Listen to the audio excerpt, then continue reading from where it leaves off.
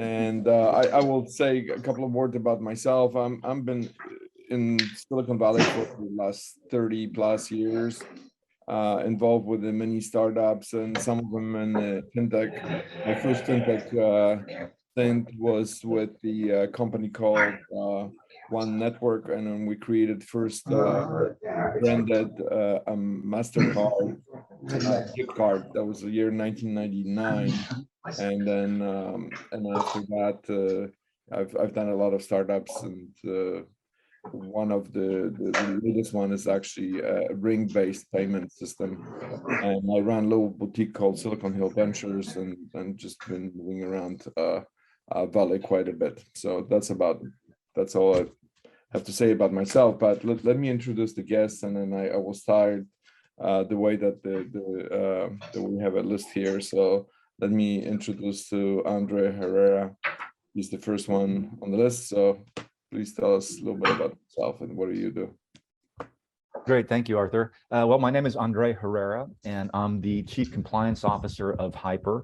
I've been in financial services over 30 years at this point. 18 of those, I was Chief Information Officer of a bank here in California.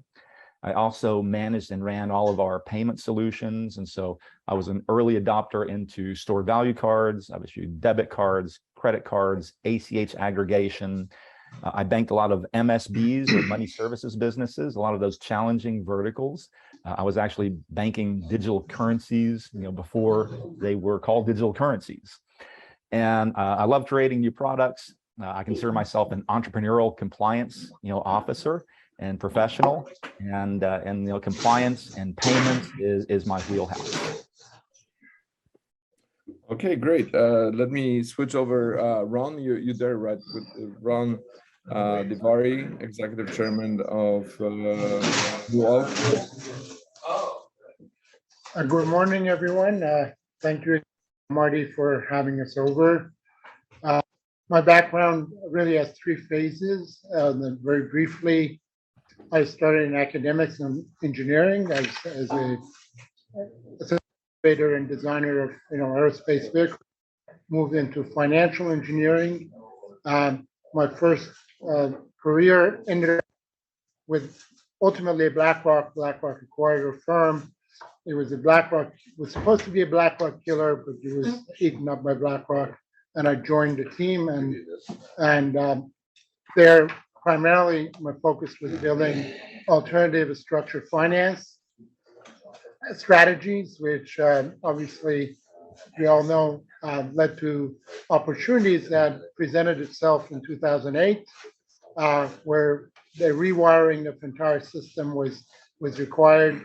The whole philosophies of structured finance was really upside down, because you had really a lot of people in the chain of value creation that were not, frankly, acting as fiduciaries. Essentially, they were acting as service providers, but the vehicles ended up being pretty much not being able to do much. And at that time, at the peak of my career, I decided to become an entrepreneur for the first time. Started NewOak. NewOak is now a host of separate companies, but under one umbrella, and primarily focused a lot on embedded finance via the same model that BlackRock used for capital markets, to bring in highly scalable financial environment and infrastructure to be able to enable our own products, but also other products, to be able to really this vast sea of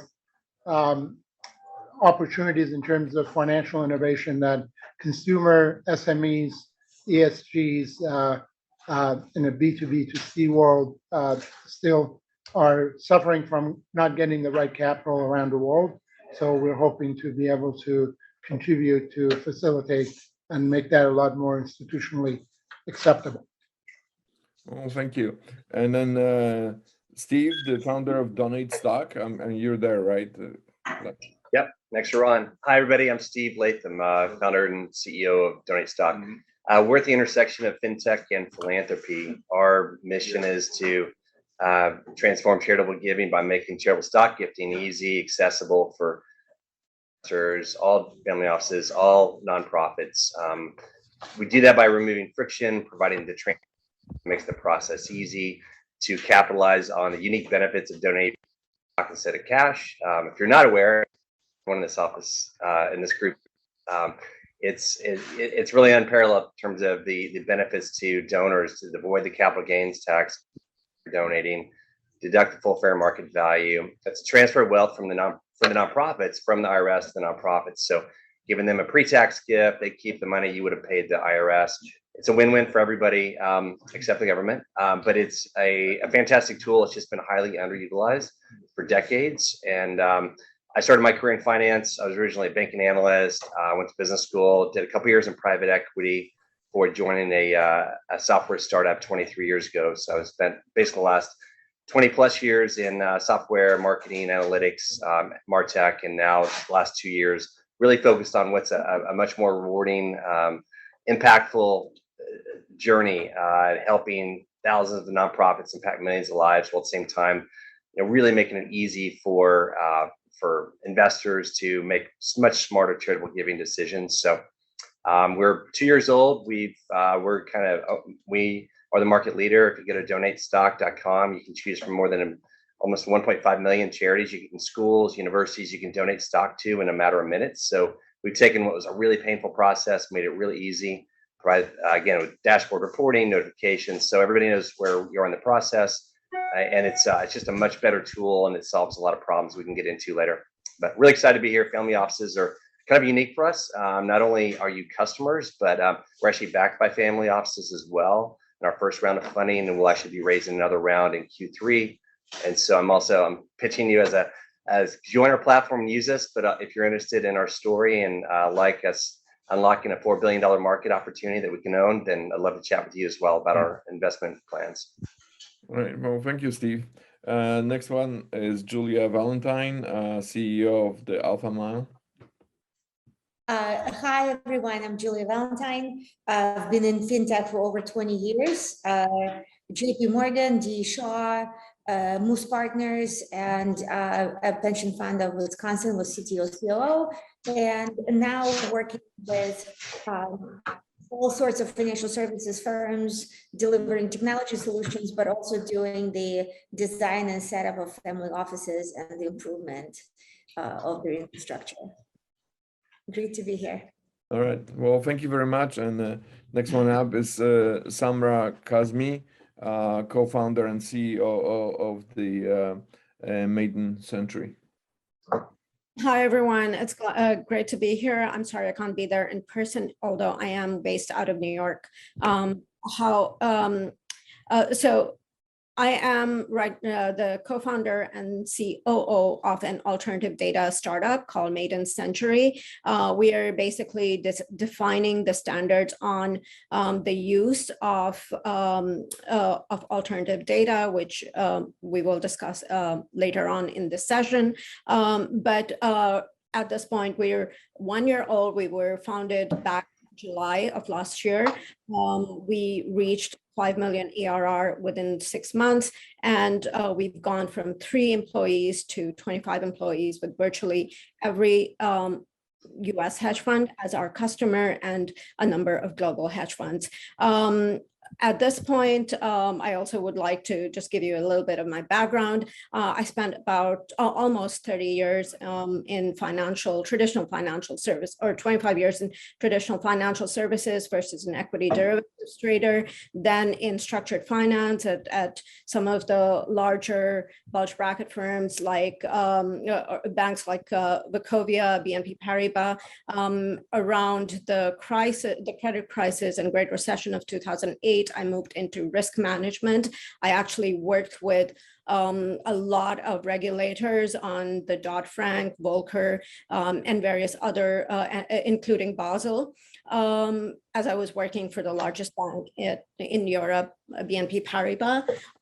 I then moved into a consulting role at a SaaS company, the largest privately held SaaS company, which I left to create my own SaaS fintech advisory. And through that, which I continue to do at this point, advise early stage SaaS fintechs on their regulatory challenges, risk management practices. I was back in 2019 named as a globally ranked RegTech influencer. So that is an area of expertise. So I help early stage startups risk management practices within their products and processes. Oh, very nice. Well, thank you very much. In general, the fintech world, I mean, as all of the different industries are suffering right now from lack of the investment. I think it dipped about 44% this year as far as the new startups and new fintech companies are concerned. And a lot of them are kind of learning that it's very difficult to break into the old mold of the regulatory banking, and that kind of leads me into the first question for Andre, because I've noticed with a lot of startups, they all of a sudden their relationships with their banking providers are kind of disappearing, and they lose a lot of money. So I just wanted to ask you about the actual compliance banking for the startups, and and whether those companies, the fintech companies should hire people like yourself or outsource that. Well, great. Well, thank you, Arthur. Yeah, well, most fintechs need a sponsor bank, and the bank is extremely important. And if I may, I'll spend maybe about 10 minutes or so on the banking side and the compliance side of the fintech space. My focus is more on the payment side. And so I want to talk about more on fintech payments and the importance of having a good sponsor bank. The good news is that there are a lot of institutions that want to bank fintech. In my career here with Hypur, I had the opportunity to educate about 10,000 bankers on how to bank difficult and challenging verticals. MSBs and fintechs are one of those verticals. And so more and more institutions and CEOs of banks have a desire to be in that fintech space and bank fintechs. Right. The bad news is that they might not be the right fit, for your fintech. And so, when I'm talking to fintechs and I'm asking them, how do you choose a sponsor bank? Well, you got to vet them out. And, generally speaking, I start out with a call report. And so take a look at the call report of the bank. Those reports are issued quarterly. They indicate all of the financial strength and data, of that bank. And just kind of take a look at them. Or how big are they? How small are they? Are they making money? Where are they making money? Are they making money in lending? Are they making their money in non-interest income? So you want to start getting a picture for what kind of business is that bank in. They're not all the same. And if you choose the wrong bank as a fintech, well, you can get in trouble. One is, you can lose that relationship. Second, going and changing a bank midstream or after you have a product out and you have to go and find another sponsor institution for, let's say, like your debit card or credit card product is not fun. So after you research the call report, you want to go in and research news on that bank. All right, what kind of business are they in? What's their reputation like? Study their website. Another important thing to do is look for enforcement actions. And so go out and say, all right, how many enforcement actions has this bank or credit union had, in their lifetime? Another thing that you want to look at is, what's their experience in your vertical. And so, if you have a lending fintech, what is their experience in lending? If you have a card-based product, what is their experience in those cards? Another thing that you want to look at that's very important are the technical types of requirements and integrations. I had one sponsor bank for an ACH product, and the data that I was receiving back from them was not sufficient, and it created a lot of manual processes, and it actually made my life more difficult by working with this one institution. And so you have to find a bank for your fintech that has the ability to get you the data that you need and be able to transfer that data back and forth if there's data that they need. Other things that you need to consider are obviously the fees. How much is this sponsor bank going to cost you? What are going to be their reserve requirements? If you are in a lending environment, then you want to make sure that they're not going to require a lot of money, upfront or accounts, on reserve. Just, very quickly, policies and procedures are extremely important. You want to be transparent with your institution. Don't lie to your bank. Arthur, you asked about like a chief compliance officer for a fintech. More and more financial institutions are wanting an in-house chief compliance officer. They're not wanting things, outsourced. When you're looking for a CCO, you actually want to make sure, obviously, that they have experience in the vertical you're in. But even more importantly, you want to have the right attitude. Most chief compliance officers, they like saying no. It's easy to say no. It doesn't require any work. And so, especially with fintechs and innovative fintechs, you want to have someone on your team that knows compliance, but also tries to find a solution, to the problem that you're looking for. Well, thanks, Andre. I wanted to jump into like with another question to Julia, because she's interested in telling us a little bit about the new rules, especially about the 36-hour rule that is affecting the smaller banks. Yes, so the keeping in line with our reg tech discussion thread, some of the interesting things that we're seeing out there is the fact that regulators are now requiring financial institutions, specifically banks for now, to report any cybersecurity breaches within 36 hours. And of course, for the larger banks, it's not an issue, but for the smaller banks, having skeleton IT staff and trying to actually deal with the event itself and simultaneously have to report to the regulators, what's the data that was stolen. That's a pretty difficult task, at best. I don't know how they're going to actually do that. So what we're seeing is we're seeing a lot of interest in the data audit type of fintechs, where you can actually go in and within half a day to a day, you can actually look through all of the applications and network drives, essentially every scrap of data that a financial institutions might have. And within 24 hours, you can actually tell what's in and, what's been taken.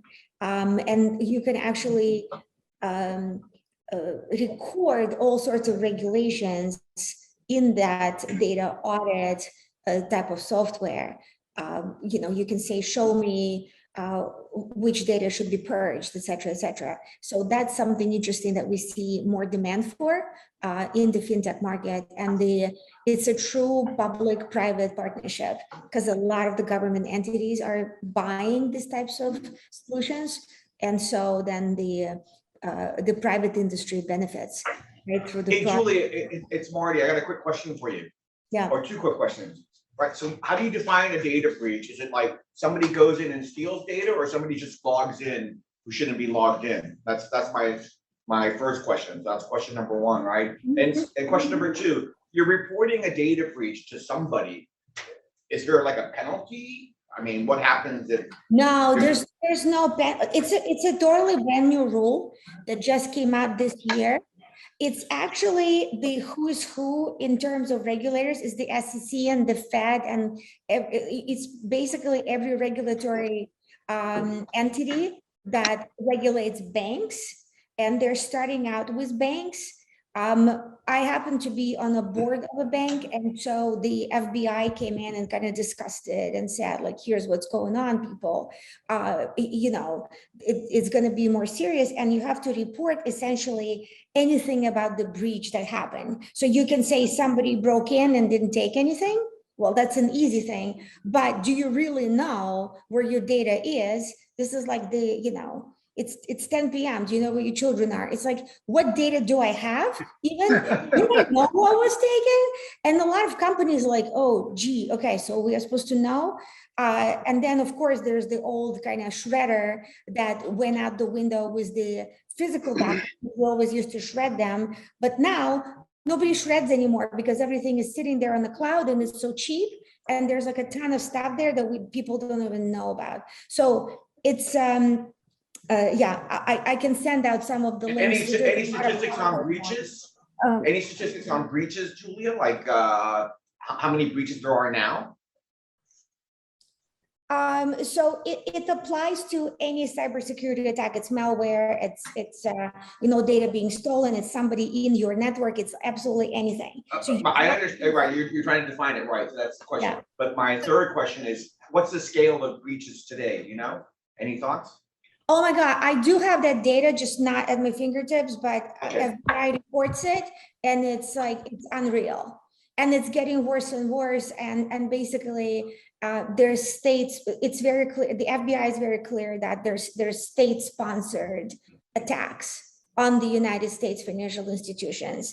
So any you know, family offices, banks, etc. We have more questions. Julia, just commenting on what you just said. As a matter of fact, the Fed and as well as the regulators from every single bank, they required operational risk assessments as part of the regulatory examination of the bank's annual, and each bank had to and had to even quantify the risks, report on it, and report on what are the impacts, what are the financial ramifications, and this has been actually a very big part of the big stuff that happened after the 2008 in terms of the you know, all the regulations required to that. So as a matter of fact, there's a whole stream of education that has been created around the operational risks that you will see with, you know, with the different Premier, for example, offers quite a bit of extensive education and a whole stream of expertise. Unfortunately, a lot of the fintech startups, frankly, when they come into this picture, these are back office in their mind, and they're thinking of the front end, the app, what it looks like, and often enough, they're going to find that about 80 or 90% of the budget is going to be spent not just on cyber, but all sorts of risk reporting that they need to do because the bank effectively push it down to you at your own cost, and they will charge you, and they have minimum charges on. And that's actually Andre's point. You know, you're effectively a department of a bank with your own paying your own expenses. And that's what you really need to evaluate when you go into these ventures. Do you have the muscle to actually be able to sit around the boards, get them comfortable with everything about your institution and the integrity of that operation? So, no, I think the two introductions were very much related. We have another question here, by the way. It's not so much a question. Can I just add something? First of all, when you ask, like, what is the statistic? In the CISO world, we just say, we have a saying where there are two types of companies, those that have been breached and those that have been breached but don't know it. So that is pretty much a fact. The other part of it, as you know, we were talking about Andre's point as well as that of Ron's, and I guess Julia's, just there is a lot of technology out there that enables data governance, data privacy, and also protecting your network. So there is something called the new framework for cyber protection or cyber risk management called, it's been around for a while, the Zero Trust network. And basically that allows for segmentation, micro-segmentation, micro-perimetering, and there are a lot of technologies, direct tech companies that enable aspects of it. So there's no one end-to-end solution, but definitely educating. It's a cultural issue, obviously, within an organization, but so a lot of it can be complied via technology, via RegTech solutions. And there are a lot of very innovative RegTech companies that are allowing this to happen, where they can do real-time monitoring as well as real-time reporting. And to your other question, well, is it really considered a data breach if somebody is in your network? That's basically an intrusion, not necessarily a breach. However, we have no idea what whether they actually were able to access, and sometimes intrusions can occur for several months. And the actual target company does not know that they have these intruders within their network until they actually create the mischief that they're there for. And a side effect of all of this is that cyber insurance has gone through the ceiling. And so many fintechs have seen a 10-fold increase in the cost of their cyber insurance over like the last 10 years. So it's gotten very expensive with all of the data breaches and malware and ransomware attacks. Sorry, funny fact, I'll just jump in for 1 sec. It's a really funny fact that apparently hackers know what companies call the cyber insurance documents, and they go and find them first and actually see the amount of insurance that a company has. Sorry, I'm sure it's not funny when it's happening to you, but that's just, yeah. Let me give you an example of a sponsoring bank. When they asked us questions, they sent us about an Excel sheet with 800 separate questions that required almost a 1 or 2 page response in terms of what are the measures that we are taking in terms of making sure that the cybersecurity is satisfied. So these are extremely involved, and it goes from your not only workplace environment, but also your software development. And if you have international software development team, involve everybody that touches your DevOps or your QA or UAT environments across the board. So it's one that you need to make sure that from day one, when you started startup, really count for and plan for. That's one of the best first questions we ask whenever we are making an investment. Do you have it? If you don't have it, do you have a partner that's going to give it to you? And then you should also have SOC 2 readiness. And then if you're in the card space, then you have PCI standards, as well. But if you're ready for SOC 2, then that puts you in a much better position as a fintech, even as a startup. Go ahead. I know of, and I'm looking at a company in Israel that is involved in cybersecurity with special reference to fintech, and their anchor customer is ING at the moment, and they're rapidly expanding in Europe, but they haven't arrived in the States yet. A company called Maze Vault, and they're able to diagnose vulnerabilities of financial institutions while without downtime, no downtime on the diagnosis, and they've been able to tighten up security by 95%, so that they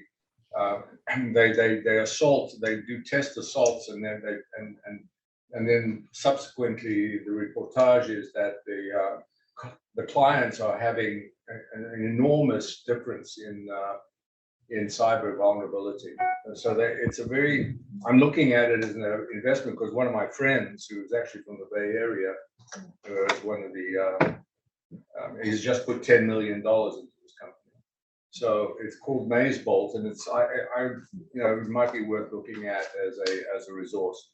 No, they're literally, I get 3 or 4 pitch books on very, very smart people that have been all sorts of essentially they come from a computer science, math background, AI, and network and all sorts of things. But number one, you really have to have a design. Number two is monitoring. So you need to have 3 lines of defense. If you don't have the structure, it's going to put a stop to whatever you're doing. You're going to have to re-architect your entire development, DevOps, deployment, desktops, whatever you're doing. Obviously, every device that you have in the system is a penetration point. Every single, if you have consultants, you're giving them an email. That's a point of entry. So it is really not. I don't think this particular panel and this conversation would really do it justice, because that's a full day of presentation. I think it's probably one that I think we have highlighted as a awareness, and maybe perhaps there are a lot more other topics that we need to address as well. But it is one of the, between the compliance, KYC, AML, credit, and cybersecurity, your cost structure is going to be very comparable to any bank that is out there, and it will keep growing. So there is no, if you're underfunded as a fintech, you're gonna find yourself, your investment goes to zero, because you're not going to be able to keep up. Okay. Well, let's do something completely different on a lighter note. I wanted to talk to Steve about his startup. It's very interesting. The donate stock.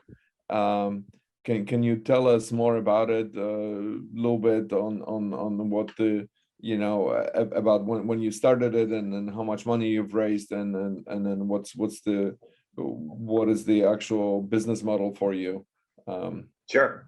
Yeah. So the original idea came up for the company, really came from my own experience trying to make a stock gift about 10 years ago. It was such a pain in the neck. I never did it again. And about 2 years ago, I assumed somebody had made it easy and digitized it, and they're online, found no one had. So that was really the inspiration. And so we launched out of beta about a year ago.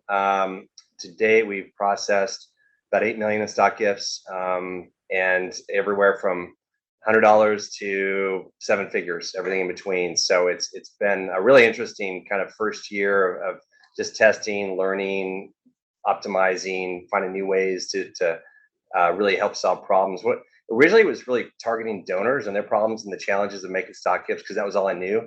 It wasn't until we got into it we learned there was really 2 structural problems that, frankly, if you're not in the nonprofit space, you wouldn't be aware of this.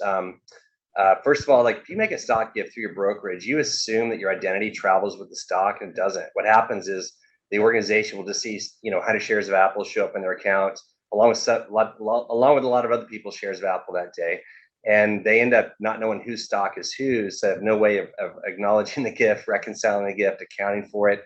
And so we've talked to university endowment heads. They're like, yeah, we'll get $1 million in stock. It'll sit there for 6 months until someone raised their hand, basically asking for a letter of receipt. And it was really kind of a surprise in this modern day and age. You talk about fintech with the transaction ID. There's deterministic data on every transaction, and it's instantaneous. Stock takes a few days to work through the DTC system and get from point A to point B, and then it's there. And if they haven't told the nonprofit what they're delivering or donating and when, which ticker, which shares, which brokerage, that there's no way for them to know. So that was a big problem. We found that some of the large nonprofits that get a lot of stock gifts, they're really collapsing under the weight of them. They're tracking them in spreadsheets with annotating like who called about what stock gift on what day, and so they've got a big problem with the inability to scale stock gifts. That's why they're not really aggressive in soliciting them. They love to get them. They're much larger on average than cash gifts, because of pre-tax and they're discretionary assets that people have had long-term gains. So it's really easy to give something you bought. If you bought Apple 10 years ago at $12, even though it's down today, it's still up 10x from where you bought it. So it's a really easy thing to give, but it's just a real pain for you. If you have a financial advisor, it's equally painful for them. There was an article in Bloomberg a couple weeks ago about how financial advisors are really getting a bad rap for not bringing more tax advantage strategies to their clients. And it's mainly because, and I've interviewed half a dozen of them because we work pretty closely with them.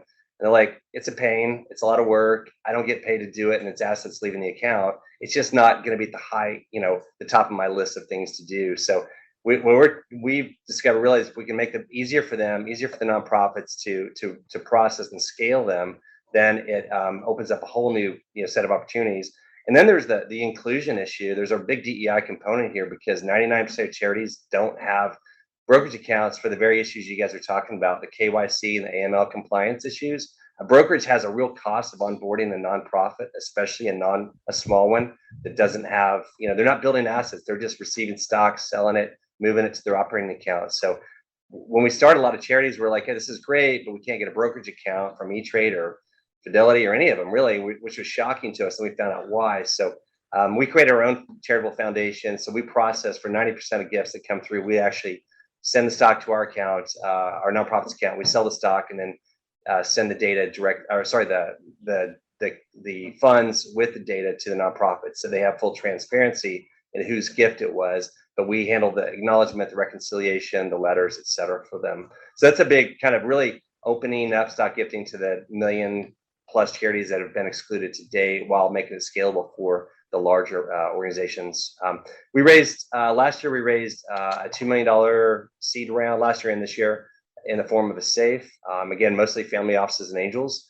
And we've been talking with institutional investors, VCs, but we also love family offices, just especially if impact investing is really, not just something you put on your website, but really truly part of your mission.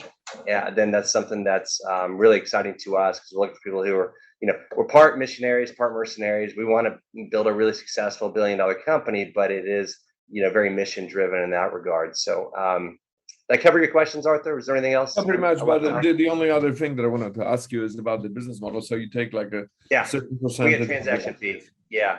So everybody, another thing with fintech and SaaS, everyone loves SaaS models, recurring revenue, subscription licensing. Try to sell subscription licensing to nonprofits.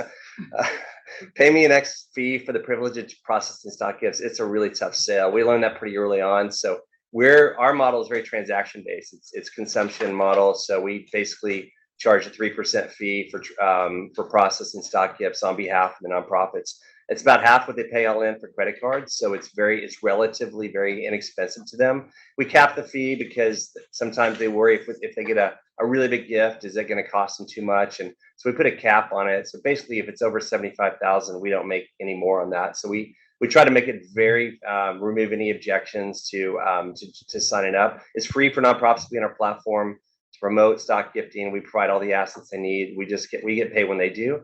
So right now it's, our model is really trying to educate, plant seeds over the next 2-3 years when stock gifting becomes not just something that, the top, only a select number of people have good financial advisors and tax consultants do, but something everybody does. That's really what we're playing for, is kind of the 3 to 5 years out, when it becomes something that, 3 to 5 to 8 to 10% of investors actually start donating stocks to the cash. And then that's really the attractive upside for us looking out a few years. Well, thanks. That's very interesting. Very, very good solution. Arthur, we got about 10 minutes left. Oh no. Hey, I better talk to Samrah, because Samrah, and then I'll try to get back to Ron about one of his portfolio companies. But Samrah, you're dealing with the RegTech and especially the RegTech in the fintech is extremely important. So can you tell us how that relates into the asset management world, just briefly? Yeah, I think we discussed quite a bit of it already, and just piggybacking on what everybody else said here. When it comes to, we are going to see an explosion in RegTech solutions and RegTech investments through the financial ecosystem in the next 4 years. So the market is expected to go up to around 24 billion. But some of the things that we see,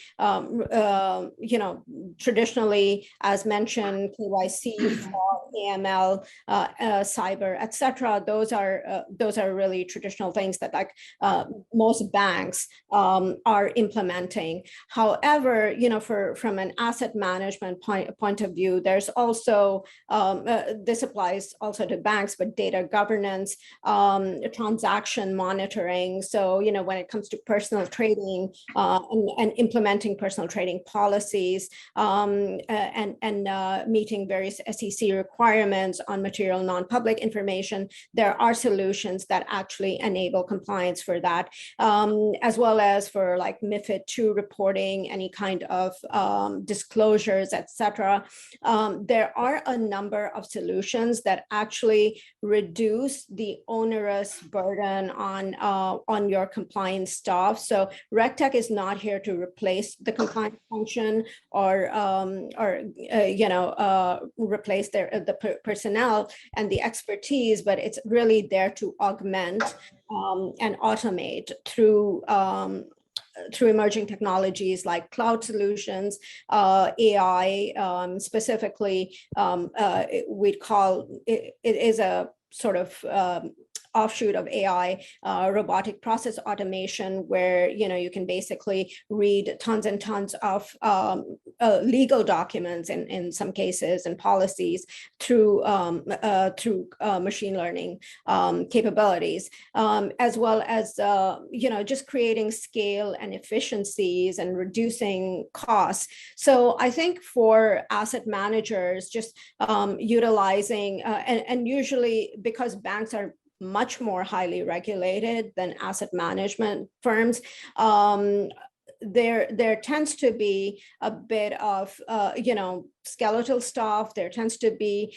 just very check the box kind of compliance there, but actually regulators are now looking for more scenario based testings and a lot more rigor, and for that I think like there are a ton of RegTech solutions that can be implemented. I know we're short of time, otherwise I could go on longer. Yeah. I actually have a couple of questions, Arthur. So can you give a description of Samrah of what alternative data you're selling? Oh yeah, so actually we don't sell the data, we're just an aggregator. So we aggregate data from other alternative data providers like SimilarWeb, mScience, Yipit, Yodlee, etc. And what we do is aggregate that data, alternative data, as you all, for those who don't know, is credit card transaction data, geolocation data, so satellite data, and various other data. Basically, it's any data that you do not get from traditional sources like financial statements, management reports, press releases, dedicated sell-side research. So we take all that data, regardless of what type of data it is, what form it is. We do a lot of extraction and transformation with it, and we turn it into financial KPIs, which we then go on and sell back to our customers. So basically, this is a bring your own data platform. You must have, as a user, a subscription with the data provider. So you must have a subscription with Yipit and Yodlee and mScience, and only then can we onboard you. We will take your unique data sets, we will transform them into KPIs, and all the KPIs are unique to your data set. So if we have two sets of clients and they have different combinations of subscriptions, they will get different results. But basically it's like buy, sell, hold signals, any other, there's a lot of that. Yeah. So there's been a lot of controversy in the alt data space, especially with ThinkNum, App Annie, and a couple other ones. And there's an SEC warning about alt data from a regulatory perspective. Any thoughts on that? Well, I mean, so one of the reasons we call ourselves aggregators, we just don't want to get into the middle of any of this. I know that the regulations are still evolving. So it's more about data governance, and especially if the data is aggregated, if it's just, there's no PII, so personally identifiable information, there is no material non-public information, I don't think there's that much of a reason to be concerned, but of course this is still evolving, so we have to see where the regulators go with it. And you sell subscriptions, what, like by the seat or per corporation, or how does that work? Yeah, it's by corporation, by asset size. And what's the regular subscription cost, like Bloomberg Terminal? It's Just ballpark?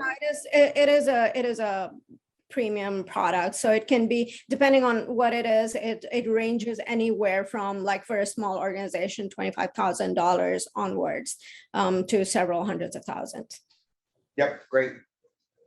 Great. I got one more quick question for Ron, because he hadn't had a chance to talk, and I was curious about his portfolio of the companies that he has, and especially the companies now that are really performing well in his portfolio and in the fintech. I know that he was going to tell us more about the couple of companies, and I know that we have a very few moments to finish up the panel, but I just wanted to turn the microphone over to Ron and ask him about the future of his best performing portfolio companies in the fintech. No, it really ties into everything that the panel talked about. When we started getting into the fintech space and really go down, essentially upstream to originate and be able to put capital to work, both in terms of debt and equity, because we didn't want to really, we wanted to veer off what is referred to as the structured products that have gone through the engine of the banks and been offered as securities. We found out that there are multiple opportunities to be able to aggregate using our own standards of essentially from the very point of transaction to ultimately servicing that asset and be able to be able to predict future cash flows and growth.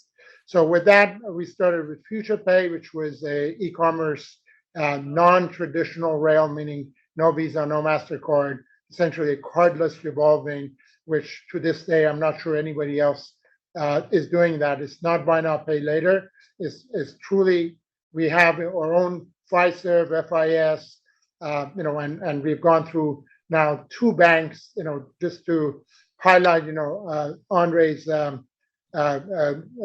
comments, initially, selection of the bank was one of our most important, and we went down the path with one. We ended up finding that the bank ended up having some other issues that we didn't want to be involved with, and we switched horse. Now I'm glad to announce that we are now partnered with Cross River Bank, which is very well known in the sponsored bank activities, and we just finalized that, and so we're allowed to publicly talk about it. That was FuturePay, but in that process, we found that the best asset that we had was the infrastructure that we had built from point of transaction, single source of truth data, all the RegTech stuff that you're talking about. You can even, if you end up with a structure or a house that you build without the HVAC and without the plumbing, and then you try to put the plumbing and put it in there, and that's what the banks are trying to do. They start with an existing house, and then they're trying to rewire. They're finding that they're getting at least 10, 15 departments really fighting on each other to figure out what the model should be. So we had the opportunity to be able to start this to make sure, and frankly, the level of technology has been so advanced in the last 5 years that allowed us to be able to create now a new unit, which is FinPlusTech, to be able to offer that entire structure, not just to our own portfolio companies, but also globally to a lot of global banks that want to create a B2B2C solution across the board. So FinPlusTech, FuturePay, which is a cardless revolver, and then also earned wage access, which is Orbis Pay. Those are the 3 fintech companies, and we keep on adding now one in ESG that is coming up in the next 3 or 4 months. You're going to see the announcement of the ESG SME lending platform. So we're moving to B2B and B2B, and that's really where we're at right now. And all of it has been primarily sponsored internally and with very limited what I consider offering of the Reg D or private placement so far. Well, We have time for a couple of questions from the audience. Any questions here? Arthur, do you want to have your guys wrap up? yeah. Why don't we just like wrap up? I mean, if anybody wants to kind of summarize on what do you think that the best opportunities are in the upcoming months to come, knowing how unpredictable the situation is. I would open up the like Julia, would you like to say anything, what you're thinking, and in terms of what the near future is going to show for the fintech? To summarize, it's very tough to raise money right now from venture for anyone who wants to play in this market and grow. Mm-hmm. I think that the potential from the client perspective is really there for anyone doing alt data, for anyone improving infrastructure, operational improvements, payments. It's still gonna grow. It's just, we just have to figure out a way to ride out all of this uncertainty, the market's uncertainty, at the moment. And then I'm convinced that in years from today, all of these that we talked about, the RegTech, alt data, and anything that improves operations, payments, etc., donating stock, any aspects of the value chain is going to be huge. That's where's the money, Andre? What do you think? Well, that's a good question. But I think the point I'd like to conclude with is a lot of times the fintech companies are ahead of the regulations. And so, we have things like their buy now, pay later, types of scenarios. And I think that the regulatory climate is such that it's usually behind the scenes. And so there'll be a lot of changes from an oversight standpoint, and that will create some challenges for the fintech space. Right. I can add to that, just I think, infrastructure, and we are finding in fintech people are, there was a trend to invest in essentially end products, but we're seeing a big move because everybody has learned, comprehensive infrastructure platforms. At least we're finding that the strategic players are actually the better source. Companies or banks that are themselves suffering underneath the weight of some of these changes that are coming at them. And they're finding that they need to really diversify their cash somewhere else. Effectively, they're diversifying from themselves into some of these other units. So we're finding a lot of good audience with them in terms of even brainstorming, what they see as a comprehensive solution as opposed to really Band-Aid solutions. I think there are a lot of Band-Aid solutions for specifics, but if they don't tie together, you end up effectively having systems sitting around doing nothing. Yeah, I'd like to just, I totally agree. So platform economy is going to be taking off. It already is. However, just as Ron said, interoperability is extremely important. So definitely that. I think cyber, especially as we see the explosion in cyber crime and as Julia mentioned, nation state attacks and the vulnerabilities that we see with continued disruption and a dynamic workforce, hybrid workforce. The other thing that I would say is data and analytics. Even though I come from the data space, I know exactly the amount of alternative data that we are all generating. It's not just our mobile phones. There are now IoT devices and all these other apps, APIs. All this data that we're generating is creating a lot of insights that can give investors a very, very, very strategic edge. So that's the other thing. Places to be cautious of, even though McKinsey has come out recently with a report saying the metaverse can generate $5 trillion in value by 2030. I would be worried of that. Also, NFTs and crypto. There's a saying recently, somebody said that, and I totally agree. Most of the people who've been involved in crypto, the masses are people who don't know anything about finance or anything about technology. So it is, those are a lot of unstable areas at this point, and especially as we go into an uncertain phase in the economy. So that's my take on things. Well, thanks. Oh, And then Samrah, you're setting the house on fire while you're leaving, right? So we're talking about crypto next. Next. Okay. Just one quick comment on the last comment that was made. The view is that, essentially all these effectively tokenized assets is a wrapping. It's not ultimately the product underneath has to be.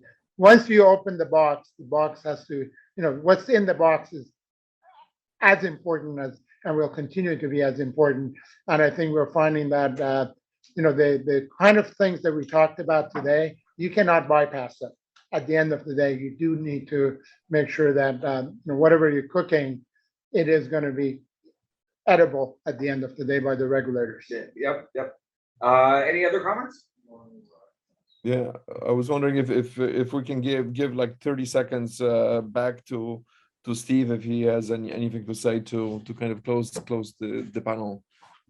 Yeah, I think it's much more macro conversation. I think about just the platforms that have come to market over the last decade, and I think about, you look at the data in the data industry where Amazon, AWS really kind of changed the way companies operate, but it's the service layers on top of that, like the snowflakes that have came along and made all that much more usable. And now that I think so, and it's kind of what Samrah just said about interoperability and how you can really leverage these platforms. That I think I would keep an eye out on the new service layers that are coming in to make all this stuff work and make it flow efficiently, and the people with the know-how to stitch it all together, because I feel like that's going to be where a lot of value is created the next few years. Okay, I've got just one last question for Julia. Hey, Julia, everybody, all the VCs are focusing on people becoming cash flow positive, generating revenue. Is there gonna be a fire sale on fintech products coming out there? I mean, is Crunchbase? I got an offer from Crunchbase for $300. Is it good at $200, or are all these products going to start? Is there going to be a fire sale and mass mergers, or what do you think? 30 seconds or less. Well, okay, there are 400 plus out data providers. I doubt that we're going to see 400. There's going to be consolidation. There are pockets where there will be consolidation, Marty, for sure. And pricing? I mean, I know there's a lot of premium products out there like PitchBook. Hey, competition, all data. They're like $20,000, but then they call me, they say it's $7,000, right? Yeah.